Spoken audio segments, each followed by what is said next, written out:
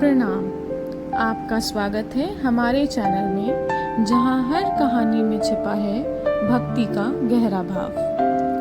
सावन मास भगवान शिव को समर्पित एक पवित्र महीना होता है। इस मास में भक्तजन व्रत, उपवास, रुद्राभिषेक और शिव पूजा करके अपने जीवन को धन्य करते हैं। सावन सोमवार का विशेष महत्व है और इस महीने में एक खास कथा सुनने का विधान है, जो हमें भक्ति, श्रद्धा और धर्म के मार्ग पर चलने की प्रेरणा देती है। आज मैं आपको सुनाऊंगी सावन की कथा।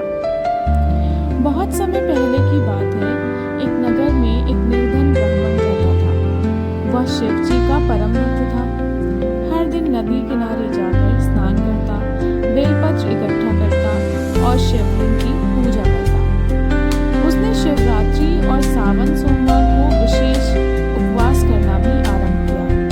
वह इतना गरीब था कि उसके पास कभी-कभी भोजन भी नहीं होता था, लेकिन उसकी भक्ति में कोई कमी नहीं थी।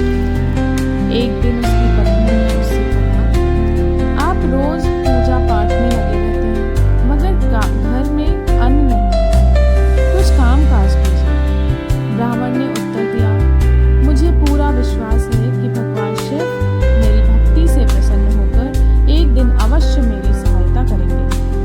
भगवान शिव उसकी भक्ति से बहुत प्रसन्न हुए, परंतु उन्होंने उसकी परीक्षा लेनी चाहिए। एक दिन भगवान शिव एक वृद्ध ब्राह्मण का रूप धारण करके उसके घर आए और बोले, पुत्र, मुझे भोजन चाहिए, बहुत भूखा हूँ। ब्राह्मण ने झट से अपनी पत्नी से कहा कि घर में जो भी थोड़ा बहुत है वह इस महात्मा को दे दो।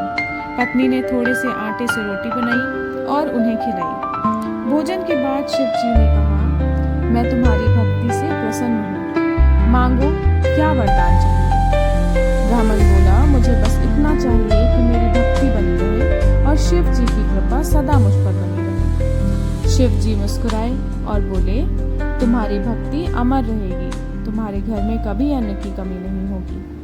उस दिन से उस ब्राह्मण का जीवन बदल गया। धीरे धीरे वह संपन्न हो गया, लेकिन उसने कभी भी शिव पूजा नहीं छोड़ी। सावन की इस कथा से हमें यह सीखने को मिलता है कि सच्ची श्रद्धा और अडिग भक्ति से भगवान शिव अवश्य प्रसन्न होते हैं। हमें जीवन में किसी भी परिस्थिति में धर्म और भक्ति का मार्ग नहीं छोड़ना चाहिए। सावन में हमें प्रतिदिन ओम नमः शिवाय का जाप करना चाहिए, शिवलिंग का अभिषेक करना चाहिए, संयमित और सात्विक जीवन जीना चाहिए।